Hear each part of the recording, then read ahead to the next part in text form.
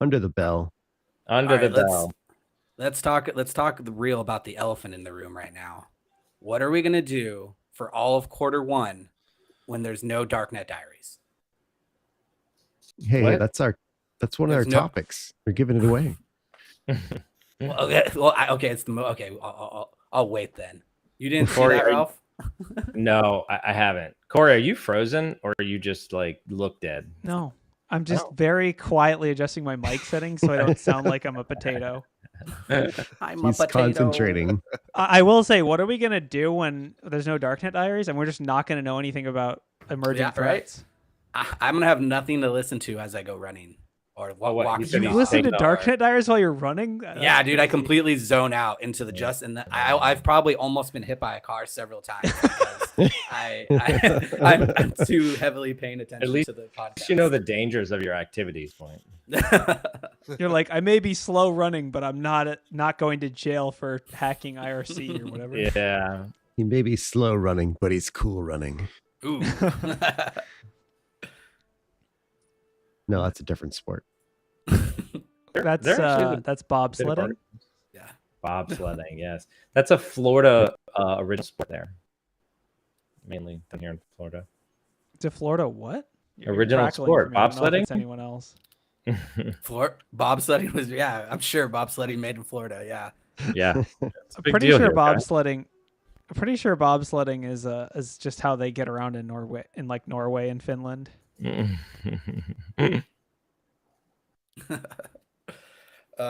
There's some actual good geopolitical news in this week, which I love. Yeah. What? Are you trying to tell us that we should start the show? Are you telling us to start the show? But I'm just saying. Usually, we go over. Sometimes the news is really. Sometimes we're scraping the bottom of the barrel for news. No. Topic 1 is always, is John coming? What's the weather? 25% chance of John with showers. I think the chances are low, given that he's teaching again this week. Yeah, I've made a Grafana dashboard that just shows whether John's going to show up for the show or not. I'm going to share the URL at some point. So it's a forecast. Yeah. What's the 14-day looking like? Has anybody put man. John in one of those AI picture creators yet? I'm surprised. I have. We have a company rule against that. Dude, I would. I got it done to me without my knowledge. I woke up and my wife's like, "Check out these cool photos I got of you," and I was like, "Where did you get these?" She's like, I uploaded a bunch of your selfies, and now I have AI creations of you." So what kills me about this recent AI insider threat, AI trend is that all these services are popping up that are like free. Enter in whatever you want. Guess what? This AI can write your programs for you. Maybe your new report or something. Your college. It's dude. Yeah. The OpenAI chat. Oh yeah, that one. Yeah, no, you can just ask for a research paper about not anyone or anything, and it'll write a pretty good one. Yeah, pretty good. it's totally it'll get you a C. It'll get you a C. If it's not a complex one, I could easily get an A from one of those. Yeah, I don't know if this is just me, but Ralph's audio seems way off sync. I agree. It looks like a movie that was recorded in a different language. Should we dub in Japanese over him? Wow, guys. All right. Dub an AI over him. Let me see. Wait. No, now it's... Is it coming back? Did it catch up? I don't know. Yeah, it did. It caught up. Oh. Yeah, I asked the AI. I asked the AI to write me a phishing campaign. It was pretty bad. It was bad. Oh, really? It was pretty. I could read the. Let me find the phishing campaign. The instructions that I gave it. Hold on. It basically was I think the instructions I gave it were write me a phishing campaign where a user is instructed to download a file. Okay, so. Here's the prompt. Write me an email phishing message instructing a user to download a file and execute it. Here's the email that it came up with. Dear valued user, we recently discovered that your account has been compromised. To protect your personal information and prevent unauthorized access, we are requesting that you download and run the attached security update as soon as possible. Please download the attached file, run it on your computer, and follow the instructions to complete the process. If you have any questions or concerns, do not hesitate to reach out. It also says, do not hesitate. This content may violate our content policy. So AI. Can't use feature. AI to figure out if it's violating the content policy or not. It should be. Yeah. So long story short, that got a There's no 35% lawyer AI click yet? rate. Oh, I got 35. I'm just kidding. I'm just kidding. I would be super interested to actually write one of those, use it on a report, change the name, and see what kind of success rate it is. You know? Oh, good. So, okay, someone asked, will the AI Yeah, paper if make it past turnin.com? I think it Yes. would, because it's would, brand yeah. new. Yeah. So I think I mean, it's been a long time since I like wrote any papers that were graded by anyone other than my clients, but It is basically I think those solutions, they look for plagiarism primarily, so like copy and paste from Wikipedia and that kind of stuff. Yeah. So I think it would be like new every time what the AI would come up with, but it could reuse entire chunks of phrases, which could be bad. So I will know. tell you this: getting past turnitin.com is not that hard. Yeah. Allegedly, I know that from experience. But What do you I mean? also it's not will that tell hard? you this. Hey. Here's another experience fact. is alleged. Yeah. It's being tested right now. I guarantee you Yeah. that we will find out very shortly if it works or not. Also, like Turnitin is the equivalent of like EDR. You can pay the service to test out yourself, so you can just see whether it's getting flagged and then what it's getting flagged on. It's like usually the schools already have an account where you can pre-test yes. the essay before you turn it in. And I was Yes. like, oh yeah, I'll pre-test this essay. Oh yeah. And I'm like, okay, it's good. Bloop. It's good. Yes, exactly. And Another they don't essay care I because wanna cry Turnitin gets paid either way. They don't care if they catch it. They just need to catch like the really low hanging fruit. Okay. Even then, they don't. All right, let's catch start that the show. Roll the finger. I could talk about Roll it the all day for hours. finger. Who's hosting, Corey or Ralph? I can host. Flip a this. coin. All right, got Ralph said he'll do it. I'll do it. I'll be tribute. All right, here we go. Rolling that finger.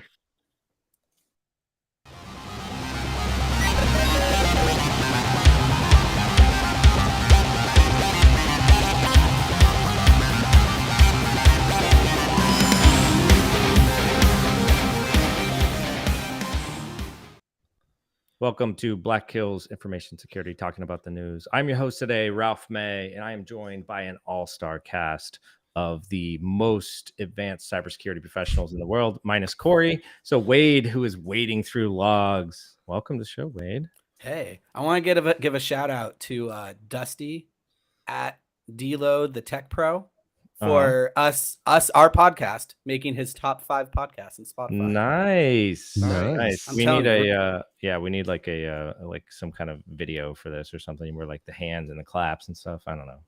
Maybe it's just me. Mike. Yeah, there you go.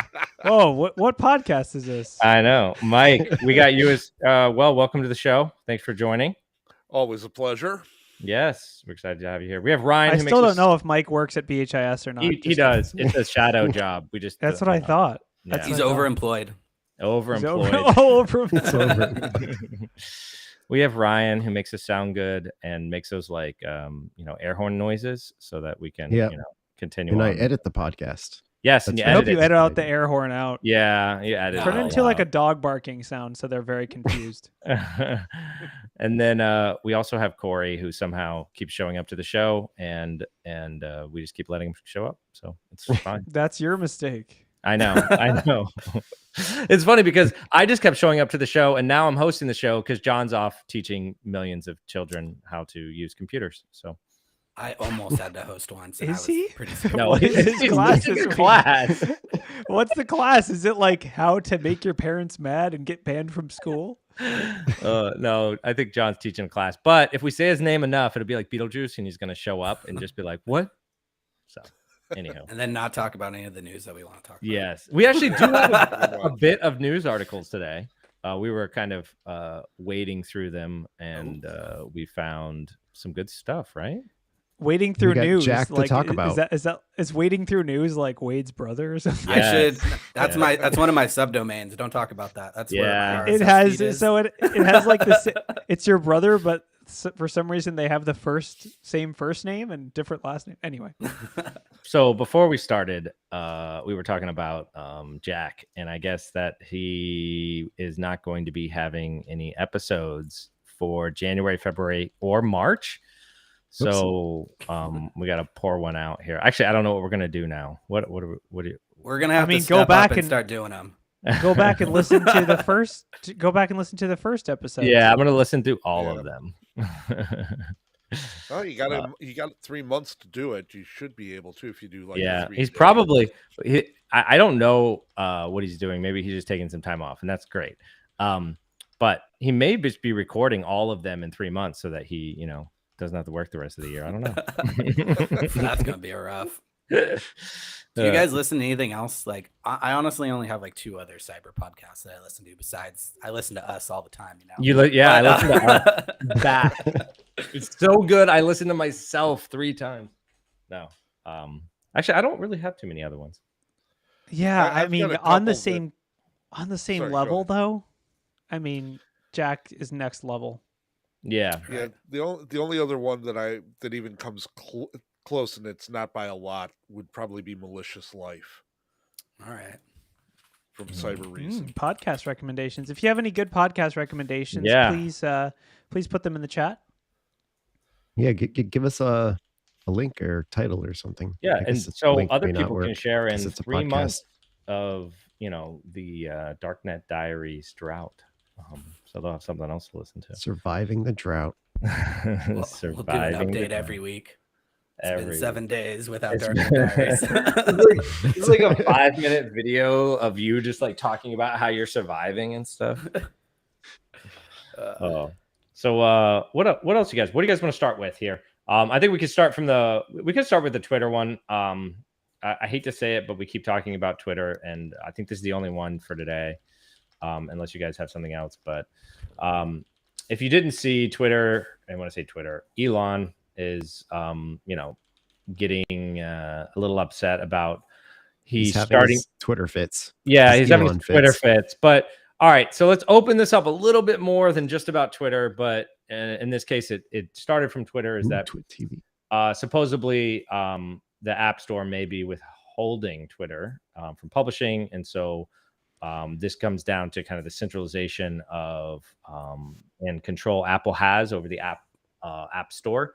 And now with more than 50% of the U.S. population owning a iOS device, if, for example, Apple were to not allow Twitter to be on the App Store for whatever reason, they could just choose arbitrarily, then this could cut off half of all mobile users, to not be able to use Twitter.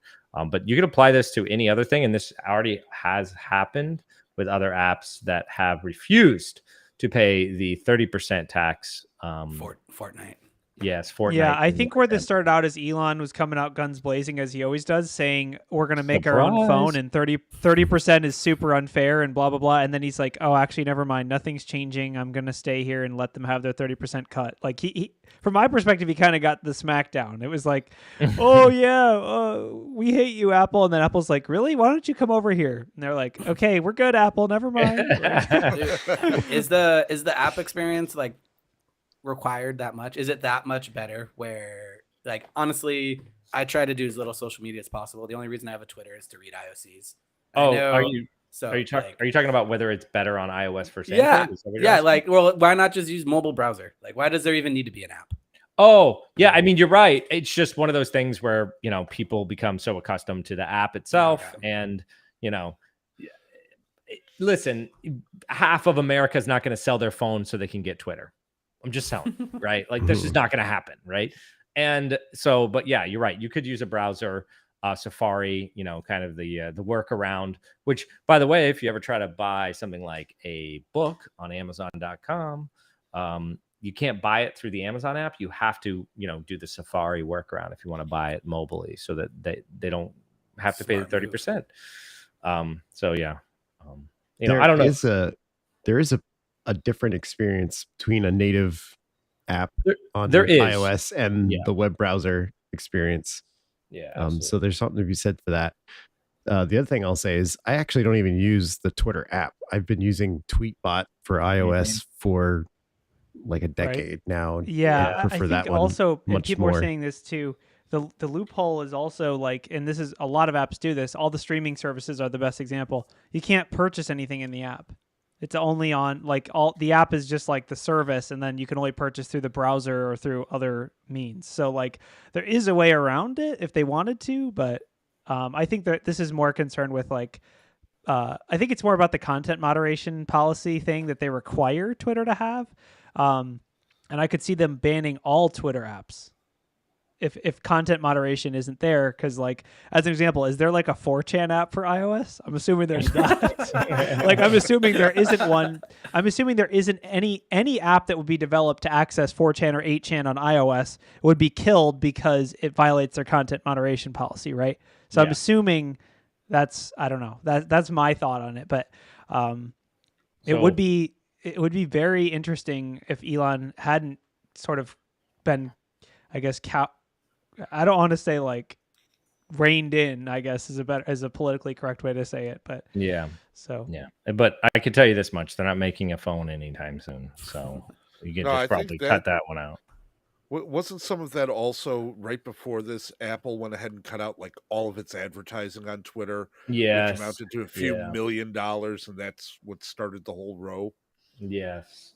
Yeah, and this happened with other apps too. It happened with Fortnite. That was the big one where they totally took a stand and it got removed from both app stores. They tried to make their own app stores and sideload and all that stuff. And I don't know how that's been going. I guess we haven't talked about it in a while, but I guess Fortnite still exists, so it can't be going that badly. But yeah, no, I mean they kind of the Apple tax is real, and that 30% is something they're really trying to flex their muscle on. But there is a point where it eventually does, possibly become into the monopoly territory. But we'll see how that plays out, right? But anyways, Elon being Elon. Enough Twitter. We're done with Twitter. Let's talk about how my AI photos got generated by Eufy releasing all my photos on the internet. Oh my! I know God. that one crossed my radar. That one crossed my radar. That's so bad. So, Ryan can find the news article while we wildly speculate. It's at the very bottom. What's the title of this one? Just search Eufy, EUFY. Basically, so this is a recent security researcher. Was it Paul? Moore. What's his name? Moore. Paul Moore. Is doing the community a huge service and published an awesome, basically disclosure about Eufy cloud cameras, which Eufy is a company that's owned by Anker, which Anker is like a pretty well-known consumer electronics company, and is a Chinese-based. So Eufy has a doorbell offering and some other cloud security camera offerings. Which the best part about this is we say cloud, right? If you go to their website and if you go to their marketing materials and everything, it all talks about how it's not in the cloud. It is there's no cloud. Nope. There's no cloud. There's no fees. Anti-cloud. They're an anti-cloud. They actually market themselves in opposition to the Nests and Googles and other doorbell companies of the world by saying there's no fees, there's no subscriptions or whatever. It's the best. Yeah, so that's how they market themselves. However, turns out, number one, without you ever logging into your doorbell, it is streaming your video to the cloud, which is bad. Number two, which is worse, is it's uploading pictures of you to the cloud, and you can't delete them, and you can't, even if you delete your account, they still exist. So they're just taking pictures from to use, I don't know, for facial recognition. It even says to use with facial recognition, and then it matches you across different cameras that aren't even yours. So say you and your neighbor have like Eufy cameras, it'll know where you are, and it matches him here, it matches him there. Then you go to like your friend's house in Texas, and it matches you over there, and it's tracking you. I'm telling you, tinfoil hats, and then they're using this to. So yeah, this is bad. This isn't tinfoil hat. I mean, now it's tinfoil hat because you said deep fakes, but this isn't tinfoil hat. This is a serious privacy violation by this company. And if you use these products, I would highly recommend isolating them in your environment. Do not let them access the internet. The worst one that is brutal is this one right here. There is a cloud URL you can hit. Scroll down a little bit, Ryan. The screenshot will probably do it more justice. There is a cloud URL. This is not something you have to enable. This is not a feature. This is not a checkbox. If you have a Eufy doorbell camera, this is a cloud URL that is based on, first of all, your serial number, and second of all, a randomly generated ID that has no authentication and live streams your camera as a feed. No, just permanently. It's and you can't just, other than obviously just, turning off the camera, restricting its network access. This has no authentication. So you would need someone's serial number for this, which the serial numbers are relatively safe. Like it's like a GUID basically. So it probably isn't.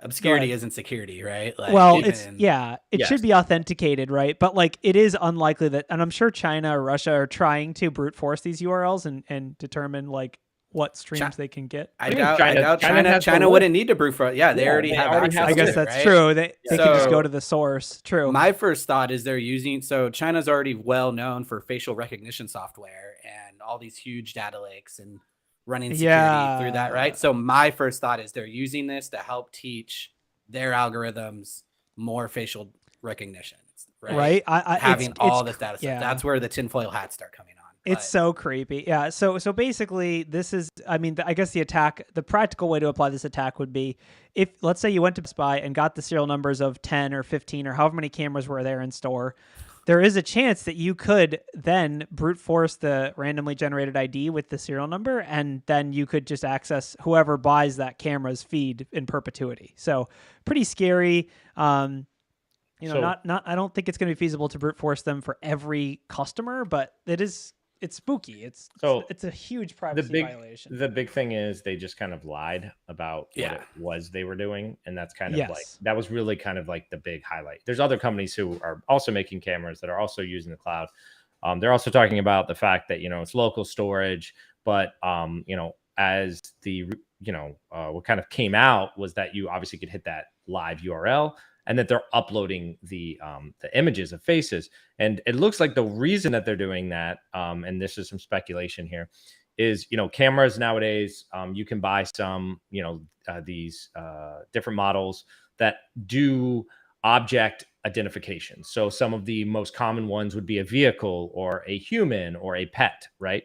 Now, they don't necessarily differentiate. That's like BS, by the way. It's like machine learning stuff. Yeah. It's BS. It's BS to imply that you need the cloud to do that. No, you don't. There are many examples of devices that do it on That's what I'm saying. So most of the devices nowadays do on device. Okay, right. So they have that's already been trained on how to identify a human versus a car, right? And that identification isn't super advanced. It's good enough, right? But what they're doing on top of that is they're saying, well, listen, we not only can identify a person, we can identify whether it is a family member or not a family member, right? Mm-hmm. And I believe that is where they were sending that data off so that they could, help train the model, Yes, that's the feature, right? That's the feature. That's what Dave said is features, yes. Right? But it's like, it comes down to, number one, the marketing of it being marketed as no cloud, privacy, self-host, whatever, it's all yours, and it not being that. And then number two, the response to this was not exactly great. Like the response from Eufy was basically like, no, we like Ralph said, oh no, we need this for our features. I didn't see this response yet. I saw, and the other ones didn't have this full written response. There was them responding saying that the VLC thing wasn't a thing, and then whatever article did it actually showed, it still is a thing. So but here they're actually saying they're still in regulation to GDPR. So this is a straight up lie, right? That's going to be huge violations and a big old chunk of money, right? Like, so as a developer, I can see how they were like what they were thinking, right? Yeah. So you need to access that you need to access some kind of RTSP stream, right?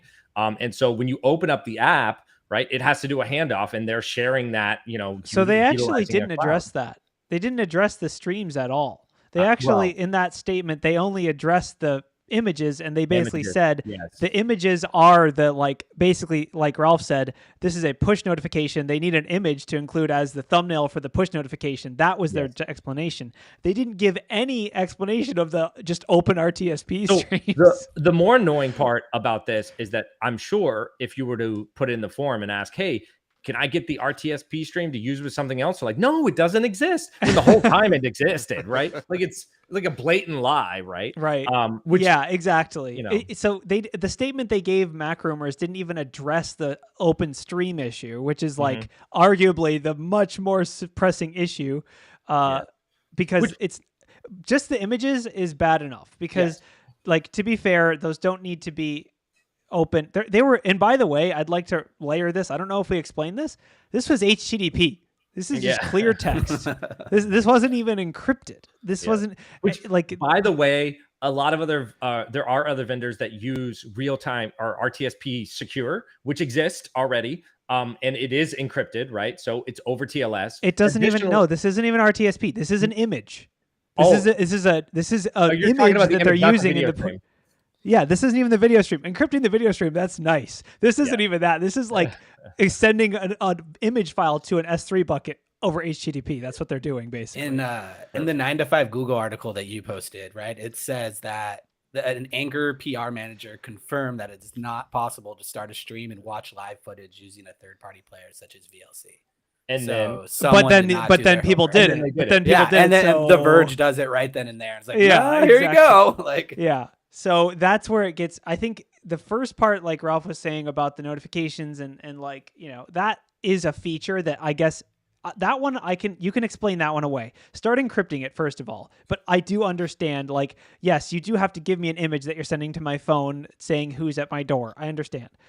But also, you don't need to, the whole live stream thing that's where it gets into the, tinfoil hat. Why, they're claiming it doesn't exist. It clearly does exist. Maybe they don't know it exists. Maybe it's undocumented, but it seems very like, oh, well, the government asked to see all the streams, so we did it. Sorry. That's, is it just malpractice or like them not doing stuff properly? Probably. But is there malicious actions that involved in that? Maybe I don't want to, because here's the thing. We know Anker has this data. We know they have the serial numbers and we know they have the random IDs. So there's theoretically, we know that it is possible for them to stream anyone's cameras continuously for as long as this was until it was disclosed. And another note, who actually uses these cameras? Do you know anyone who does? Because I asked around and I don't. So I have a couple of the non-doorbells. I don't know. I actually have. I'm gonna connect one up and see if it does the same thing. But I have bought these in the past as like really small ones to like ad hoc, right? Like set it up because they have their Wi-Fi, HomeKit secure like video. $30 or something, right? And you could just like set it up if you need like to. I would put it up where like the kids were playing, right? So I could see like their play area or whatever. I don't have them anymore, and not because of this article. I'd gotten rid of them, but yeah. So I would say other people have said this in the chat, and it seems to be just kind of the general sentiment. I know Ralph does this. I may have been too lazy to do this in the past, but now I'm definitely going to do it. Isolate these things. Put them on their own VLAN or put them in their own network. Restrict them. Do not allow them internet access. I will say, if it's a Nest device and you don't allow internet access, it's not even going to work. I know. I guess either do that and do it all yourself. Like I personally use the Unify cameras, and I really like that. Ralph does like self-hosted. He has like 3 hours of home lab discussion for you if you want to get into that. But which I think basically that could be webcasts. I know. I think I'm going to do a camera webcast. So that's what your 300 terabytes of storage are used for. Is just your video cam footage. And subscribe. But I think it's like it's one of those things where if you are going to choose a cloud provider to do this, if you don't want to, self-host it or go with it, because the self-hosted are probably cheaper long term, but are expensive upfront. Like the Unify stuff is not cheap upfront. But I mean, choose your providers wisely. With a cloud, when someone puts cloud in their marketing materials and it's a Chinese company, that data is potentially. I mean, it's like, do you want the U.S. government reading it or do you want the Chinese government reading it? You make the decision because one government's going to read it one way or another. That's how I think about stuff nowadays. It's kind of crazy. The good thing is I was gonna say the U.S. government already knows everything about us because we're U.S. citizens. Well, it's a good transition to the FCC one. That's the next article. Sure, let's dive into that. What you got? So the FCC faces long road in stripping Chinese tech from U.S. telecoms. So this just goes back to, of course, the Huawei, ZTE, and all those Chinese network providers who, come to find out, actually have a decent foothold within the U.S. telecommunications network. I think it says a little bit further down that they think there's around 8,000 devices throughout the network, which I thought like we banned them off completely. But I guess they only ban them if you're using FCC money to purchase them. If you're using your own private money, then you couldn't buy them. So this new law, if I'm reading it correctly, prohibits any more sales of Chinese network telecommunications equipment within the United States, and then is starting to reevaluate how they're going to replace it. So just more banning of these Chinese tech, pretty much. Yeah, so it's funny because I assume almost all the tech is manufactured in China. It's just whether it's running Chinese software or not, or like how do they actually draw these lines? Like, is it the manufacturer, specifically Huawei stuff, is banned, or is it like actually all made in China is banned? Whoever profits, banned. That's it, right? If they don't want to give, like, this just goes back to like global economics. They don't want to give China just that extra foothold. We rather support the American companies rather than Chinese. But they're not. Aren't they still made in the same factory? Yes, but they're supporting the Americans a little bit more than just all China. You know, like it's like instead of them taking advantage of slave labor, we're going to take advantage of it. Exactly. As long as the U.S. American profits, stuff American designed or still Chinese so designed? I think it's American designed, but then they actually outsource it to India. Well, so this goes back to just like the same with the iPhone, right? They're all made in China, but you know, Apple designs them and creates all the software here in the United States, and overall the social influence is whether they would put a backdoor in, right? And who would that be for? Would it be for the U.S. government or for China, right? So it's about the manufacturer, not about the country of origin. Yes. I mean, because, like, you know, I guess they could, you know, implement some chip on a bunch of devices, but I mean, you know, this would be discovered during the QA process, right? So, and by the way, you mentioned the whole Apple and China thing. I heard, actually, I read it. I don't think we had the article in here, but I heard that Apple's actually moving out of China where possible, not because of slave labor and exploitative practices that they've done there for years, not because of all the profit they've made from that, but because they're doing COVID lockdowns and that's impacting their supply chain. Yes. So it's like, it's not even that Apple's trying to be more ethical. It's that they're trying to get rid of COVID lockdowns ruining their supply chain. They're actually, I think they've been moving slowly, very slowly, but they've been showing signs for a while that they realize they're too dependent on China. They've been trying to diversify their production facilities, and they have, like you're saying, they've been trying to move for a while. Right. Yeah, Requiem to 2099's comment is perfect. Don't support an evil Chinese company. Support an evil American company that contracts in manufacturing to all of the same factors. Yes, exactly. That is the FCC's official stance. That is better of two evils, right? You gotta pick one. Yeah. You want. Why let someone else benefit from their slave labor when we can make shareholder value with their slave labor? Yeah, exactly. Yeah. So, Apple's been moving out of China, and then obviously all the lockdowns and all the other fun stuff. And but the bigger one, I think that this was talking about the FCC specifically, is that they're worried about critical infrastructure, and I think cellular is, you know, and the telephone system is part of that critical infrastructure. Right? Absolutely, yeah. You know, maybe more than our iPhones, even though arguably speaking, same thing, right? But So yeah, I mean that was what one of the viewers said, is basically like they were super early to the market with 5G stuff. So a lot of people, when they went to upgrade, that was the only option available. So. Yeah, and they were cheap, I'm sure, because, you know, that's what they do. It's subsidized by government surveillance. I know. It's way cheaper when the government gives you money to build it so that they can surveil other people. Which, by the way, they are paying for this stuff to be replaced. That's actually the biggest surprise. Yes. Right? The FCC is actually shelling out money to have this stuff replaced, right? They're trying to figure out how much money that's going to be, as well as, like, do they have the money to do that? Like, it's going to be a big amount. Okay, can we talk about how we need to do this for security products? Like, how come Cisco doesn't? Billion. How come Cisco doesn't have like a buyback program for like ASAs? Shouldn't they be like, please, for the love of God, don't use an ASA. Like, we will buy it from you. How much do you want for it? Like, name your price. One like, snort calendar. Yeah. Turn it off. And the love of security For the love. Yeah, that should be what we do every time. So here's how you do pen testing now. When we get money from our clients to do a pen test, we take a little bit off the top and then we use it to buy them replacement gear for stuff they We're like, oh, by the way, this $3,000 expense was because we bought you a new firewall, so please replace this thing. How often do you guys go after network equipment? I mean, in a meaningful way, beyond just logging in with the shell and being like, I could turn off your VLANs and screw you over. Not much. I mean, it's pretty common. Like the most common thing is like file share, like Snaffler or whatever, discover network credentials on a share and then go and they work on networking devices most often. You log into the web management interface. You're like, I don't want to touch this, but it would be bad if I did.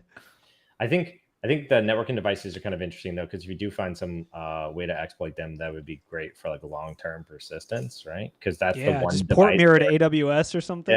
That's the one device they're never turning off, right? Like that's the last thing they're gonna touch, you know. Yeah, and it can read all the traffic, right? Yeah. Depending There's a lot of like opportunities there, but a lot of what we end up doing is just avoiding that because we don't have any long-term persistence plans and all the kind of ramifications. Or if we do mess something up, maybe it's on accident, maybe everything's would normally work and it just didn't work that time, and then the whole network goes down. Like that's the one call you just don't have.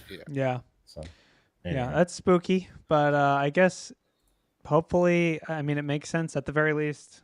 I mean, China's it does seem it's kind of like TikTok, where it's like, I don't know. Did we put that article in here that's like TikTok is banned if you're a South Dakota employee? Is that in here? Yeah, that's in here. That's in That's here. like the one I didn't read. Yeah. It was a South Dakota news article. We got to cover it because it's one time. This is like a local. Where did I put that thing? It's under political. Wherever you're scrolling, it's in the opposite direction of that. Exactly. There you go. You just passed it. You just passed it. Well, here's it's probably the one that has the giant TikTok logo. Yeah, I think it's there's like two of them that have the giant TikTok logo. Oh. So the article it's is not safe for work. TikTok is not safe for work if you work for the South Dakota government. So this article applies to approximately 14 people that work for the South Dakota government. Hey, it's 16. Okay, sorry. So yeah, the governor banned TikTok, the website, and the app, basically for all government agencies, employees, and contractors on state devices. That's probably a key. In a press release, they said it was a response to growing national security threat on behalf data gathering on behalf of the CCP. So honestly, kind of ahead of the game as far as my perspective here. I mean, didn't the federal government, did they do this or were they just debating it? They've been debating it. I believe that the intelligence community's been pretty much raising the flag on this for a little bit, right? Yep. Like, hey guys, hey, we should stop.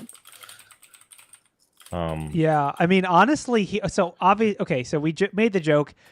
This is probably like 50 people that are actually working for the South Dakota government and use state-owned devices. But I will say, like cops and stuff like that, it's actually probably good for everyone.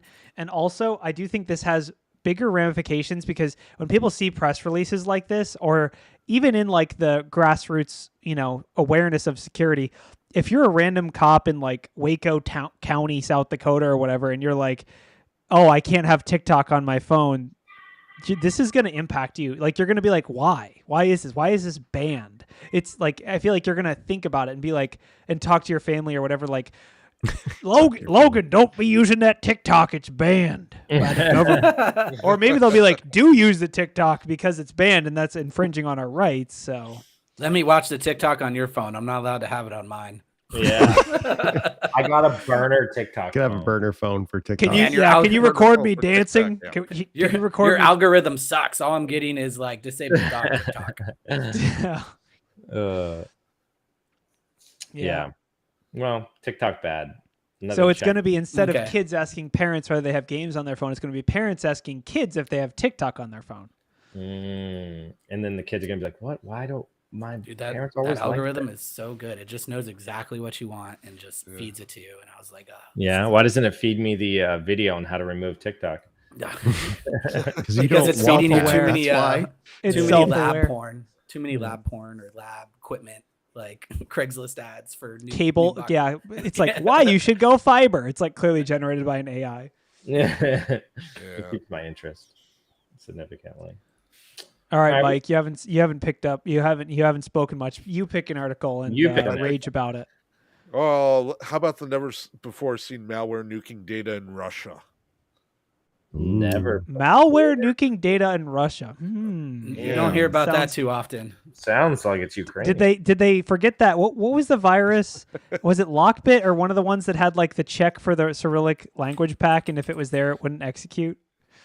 They actually talk about it in their Shamoon, which wreaked havoc on Aramco. It's similar. Kaspersky said it discovered this whole thing by Cry Wiper in the last few months. And it's just another thing that, how often do we hear about the actual malware that's affecting Russia or China for that matter? Never. Everything is US or US ally based in Europe or what have not. So did we write this then? Like to flip the script, did we? Yeah, I mean, its target is like definitely small, though, right? Like reading through offices. It, Cry Wiper sounds very similar to something that's been going up against Ukraine. So it sounds like it's a tit for tat thing. Oh, we found yours. We've rejiggered it. We're going to shove it right back into your face. Right. Yeah, it's pretty funny. I feel like if you were developing malware, wouldn't you like make sure that you couldn't be hit by the same malware, or would you because all your labs you need them to be vulnerable to test? That's the ultimate question, isn't it? It's really a big ploy. It's Russia wiping their own malware. They're wiping all their court systems so then they can take all of their prisoners and then throw them into the war. So okay, are we going back into the tin hats again? Yeah. So someone asked what it does, Hoax Paragon. What does it actually do? So let's inform the readers. It's scroll up a little bit, Ryan. The description is right there. A little bit more, just a tad more.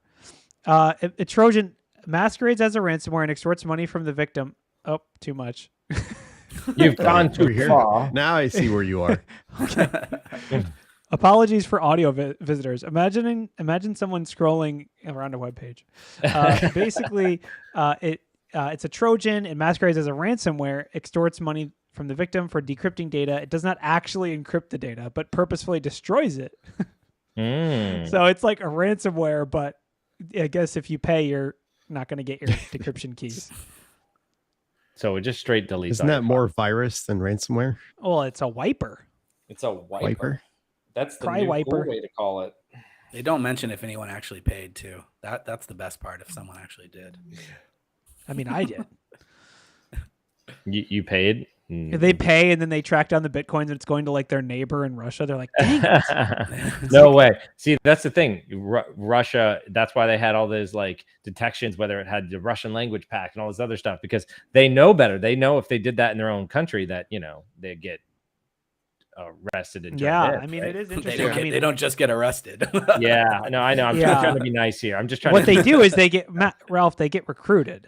They get recruited, and now they have to write malware. So. Well, I think recruited. I think is a weird way of saying forced to do labor for. Forcibly yeah, but it's recruited. like C++ labor. Yeah, it's not it like could be worse labor. Rocks. You're definitely right. Well, it could be C. At least they gave it C++. I mean. Wiper, no wiping. That's good. Yeah. Cry wiper, no wiping. Yeah. If it wipes all of the Windows directories, does that make it a window wiper? Yeah. I think it does. Yes. Also, it makes it performance improvement too. I know. It'll actually make your Windows 11 faster. Just drag the computer icon to the recycle icon.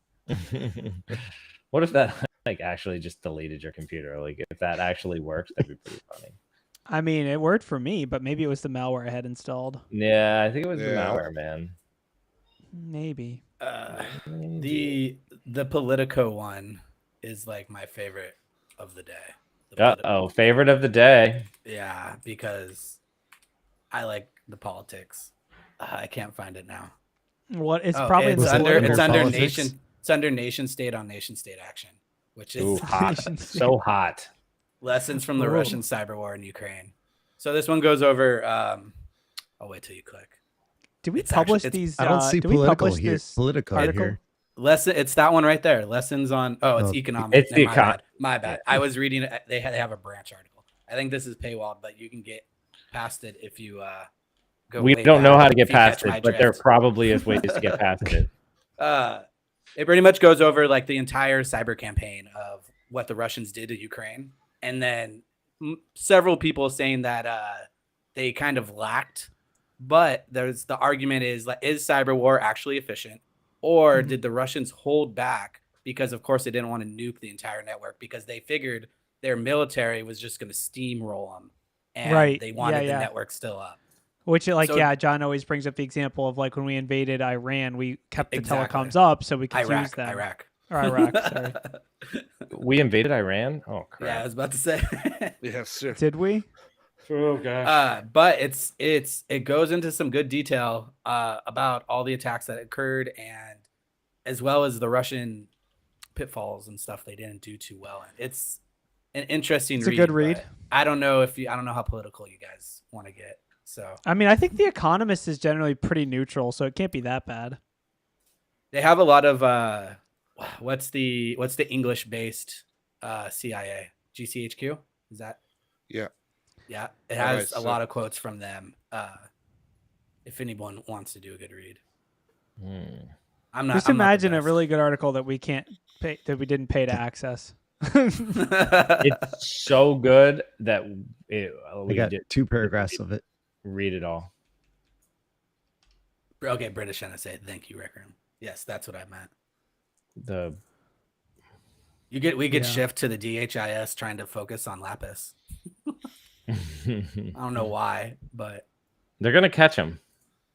They already did, didn't they? They caught 2 people. I thought they caught 2 kids in the UK. Well, it's kind of like a ring, right? And yeah, they have to keep squashing through them. Why do you think they would focus on Lapsus? I just feel like that's just a weird group. I mean, maybe they're the easier one to go after, because they're all British. It's the bottom one in political. Who organized these articles, Ryan? Ryan. It was me. And now I can't. It's like when you can't read your own handwriting. That's what's going on right here. I can't even listen to my own podcasts. Did you know? I didn't know about the Cyber Safety Review Board. Did anybody else know that was a thing? No, what is that?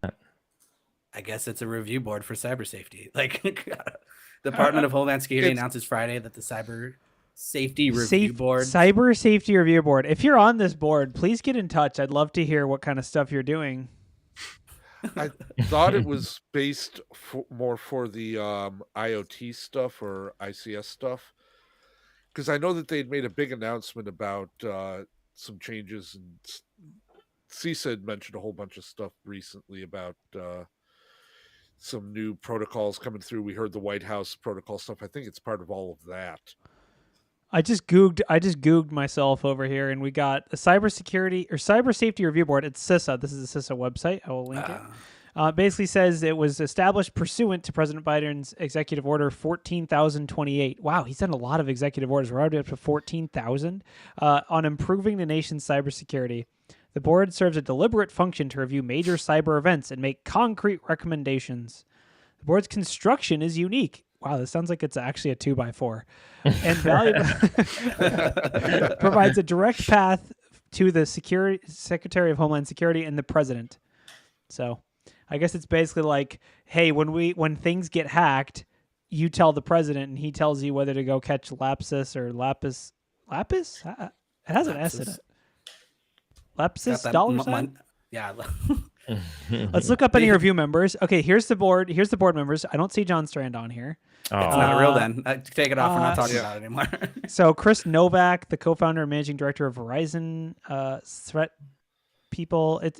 There's some Unit 42 Palo Alto Networks people. There's FBI people. The CIO for the DoD's in there. It's very like high level. Who's actually doing all the work is the real question.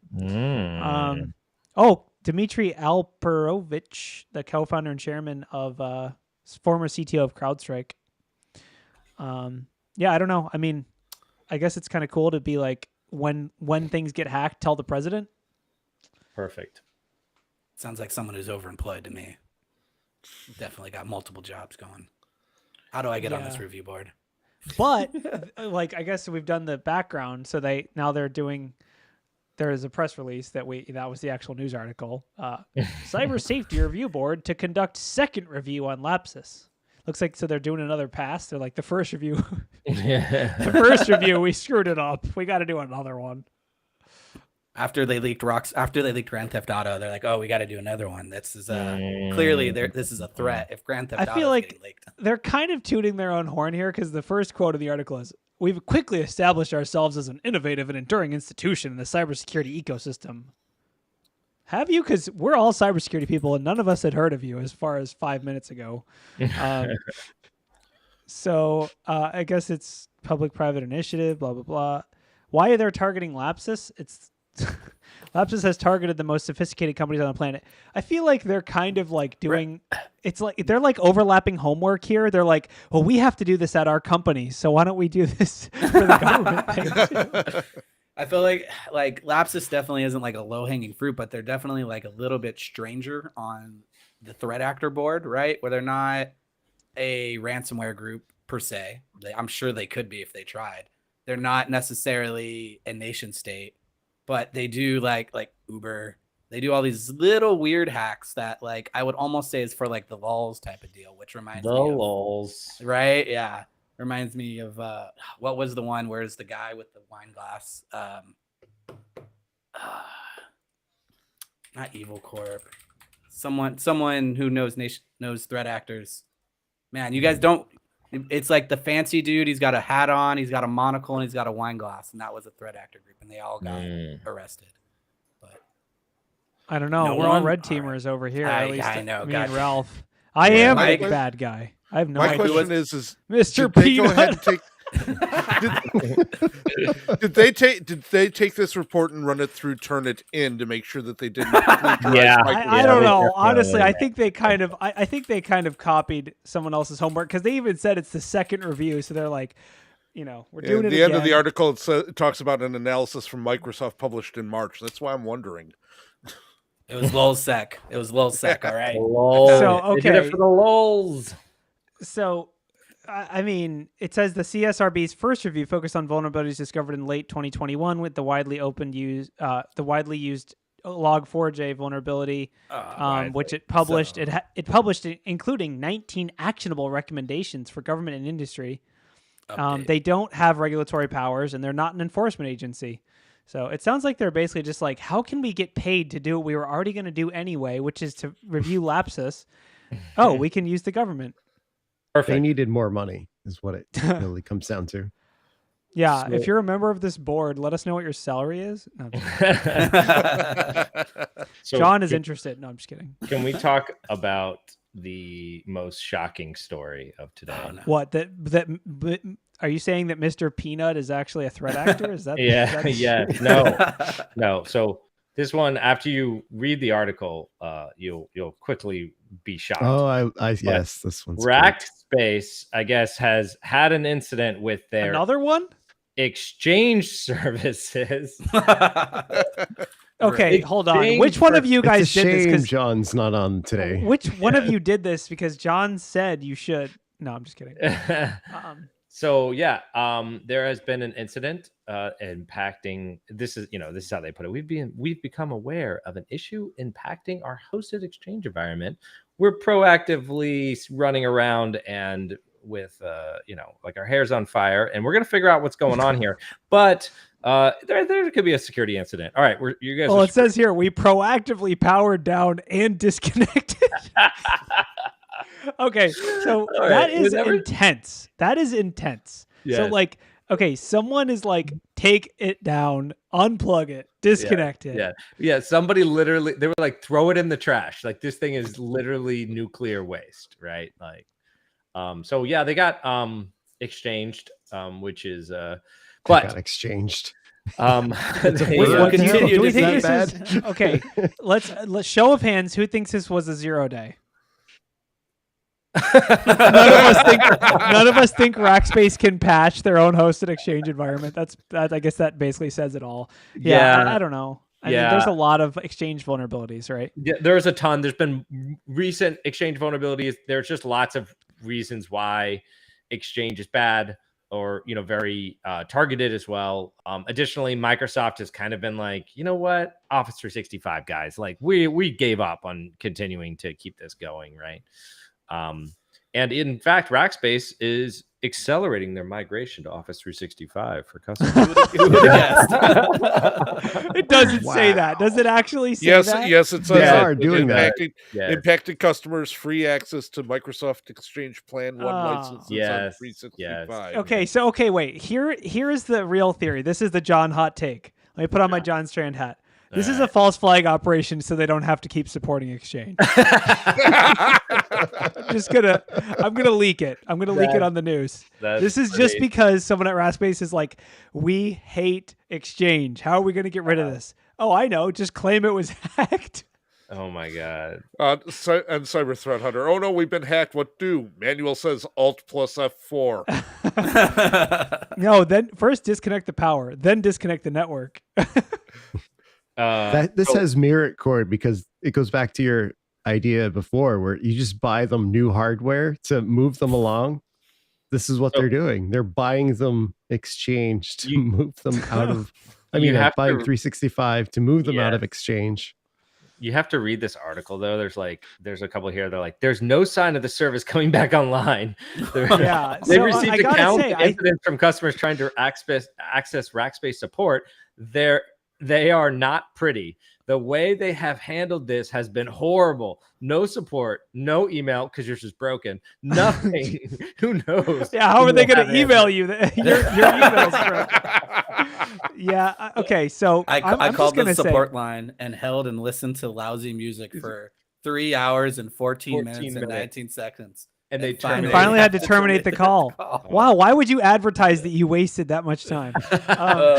So, okay, I'm just going to go ahead and say my official stance on this is like an Elon level plan to get rid of Exchange as a service offering that Rackspace has. This is like we hate supporting Exchange. Let's just pretend like it got hacked and move everyone to Office 365. Oh my god. So I had an incident with a family member who had their account compromised at GoDaddy, and they're using Office 365, right? And it was just credential stuffing, so on and so forth, right? Nothing too complex. But even GoDaddy had already moved off of their own hosted Exchange, right? About it looks like about a year and a half ago. They had moved away from it too. So it's like everyone. If you're trailing behind GoDaddy, you really gotta. I know, dude. If you're the bar is already at the floor, okay, and you're behind them, I have so many questions. Rackspace has been hacked before, haven't they? Or was that a different hosting provider that I'm thinking of? No, they have, but I think it was a while ago. It was like a very long time ago, at least as far as cybersecurity hackings go, right? It wasn't in the last couple of years. Here's another conspiracy theory. Microsoft did it. No. Microsoft just has a bot. Microsoft is like, listen, we're so sick of publishing freaking patches for Exchange. We're just going to hack everyone that's still using it, so they have to turn it off. I think the one thing that I fear for Rackspace's customers about is the loss of emails, especially if they're in a field, a vertical, where they have to retain those emails for 7 years, and now they can't even get yesterday's email back up. Yeah. Oh, I can import from Exchange to Office 365. It can't be that hard, right? As long as the data is still there. Are you offering consulting services, Corey? Yeah, sure. I'll tell you what. Here's the deal. For $500 an hour, you email me and I'll do whatever you want me to do in Office 365, and it's not that hard. All right. Hey, in other news, Rackspace email is half off right now. No way. Are you serious? Black Friday sale? Is it? It's extended. It's an extended sale. You mean half extended offline. Sale while the threat actors I meant half offline, guys. I'm sorry. There's a little confusion there. But hold on. Do they have half off security? Yeah, that's everything comes for a price. Was there any other articles you guys want to talk about? I think we're almost right up at the hour here. No, we have 25 seconds. Quick, someone go. Go. The robots are killing people in San Francisco. Oh, okay. Oh. All right. We'll bring up. Yeah. All right. So No. They're just allowed to kill people. they're allowed to kill people now. That's the next step. They always were able to. Now they've been given the kill code, right? So wait, is this just a Blade Runner? Like, okay? So are we just getting into like they're trying to make the Blade Runner cinematic universe happen in San Fran versus LA, or what? Yeah. I think this is really about who's going to have the closest kind of like RoboCop scene, right? Oh my god. So yeah, this is a real my first thing. thought is someone getting Email shot your in supervisors. the, in the thing. Yeah. So okay. So we are joking, but this is a real thing where they're trying to vote to add the ability to use deadly force by robots. I think that they already voted. Now I could totally be wrong. They already- but Yeah, they already confirm voted. it? And Yeah. they voted. Okay. They voted. voted yes. that. Okay. So for those who are unaware, these robots are typically used to gather intelligence in some kind of like high risk scenario, right? Somebody holding someone else hostage or other things like that. I've seen RoboCop. Yeah. Yes. So, well, this is in the real world too. And these robots, whether they be, however they are flying, however, it doesn't matter.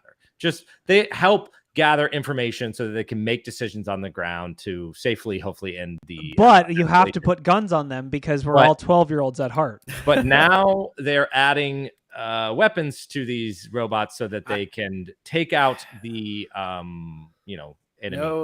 No robot manufacturer, especially nowadays, is going to allow any weapons attached to their robots. Like, what are you talking about? Boston Dynamics has already said, like, no. I mean, there's one company that allows them, and that's called whoever makes the Predator drone. General Atomic, General Atomic or General Dynamics. General Dynamics. Like, this is basically like, we want the power to drone strike like we do for ISIS, but now we're targeting our own citizens. I just imagine one of the little dogs running at you and it explodes. Just like all I can think about though is literally RoboCop and just how that whole movie kind of played. Honestly, though, the real most surprising part of this is that they had to get some kind of approval to even do it. I figured it would just be default allowed. Like, it's San Francisco, right? It's literally the max lockdown. So like, this. You know why they got the approval in Texas? The robots are actually already killing people. In Texas, they have like a robot battle royale area that's just like, program your robot. If it kills 10 robots, you get it for free. I could just see from a legal perspective, it could be like, this was, the city killed so-and-so and they didn't need to. And, you guys didn't have approval to do this. Yeah. So this is extremely opposed by the EFF. Yeah. Yes. And basically their logic, which I totally agree with, is essentially if you combine together this level of technology and then you make it a high tension scenario where people aren't necessarily making great decisions in the first place, and you make it easy to press a button that says, kill or whatever. Now we have it's a very combustible combination of factors. So it's just they're using the AI pictures facial recognition they got from Eufy to target you. That's how they know it's you, because you didn't come home last night. They see it's like, oh, robot, get that guy. It's like, yeah. I mean, political opinions aside, like whether you think that the police are great or bad or whatever, I think there are some like published studies that show that drone operators don't fully they don't comprehend exactly what they're doing. Like there's less remorse, there's less of like a personal impact and judgment call that goes in, because it just bypasses that human element of like looking at someone in the eye and being like, are you good or bad?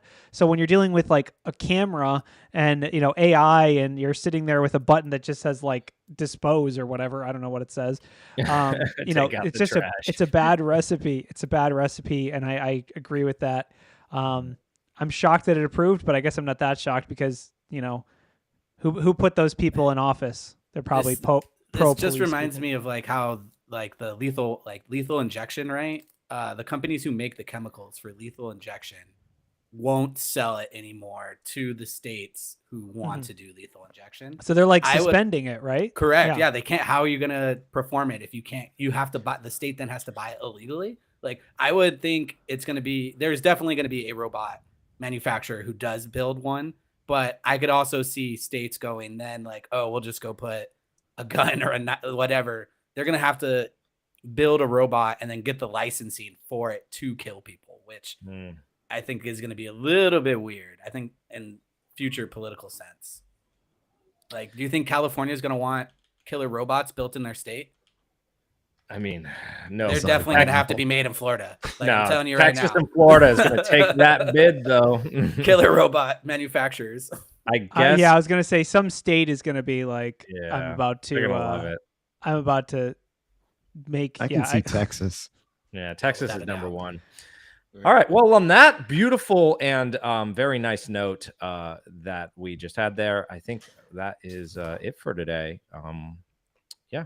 So appreciate everybody showing up, and we really appreciate it. Smash that like button, ring the bell, and other things that I don't know. Thanks everyone for coming. Yeah. Yeah. Subscribe. I want to get on the Sands podcast. This list is sponsored by something. Tell everybody about us. Yeah, it's sponsored by Antisyphon, where we have really cool training. I have a class there. A lot of other really cool people who have classes there that you should definitely go check out. And we will see you guys next week. And yeah, so follow us. Thanks, guys. Thanks all. Bye.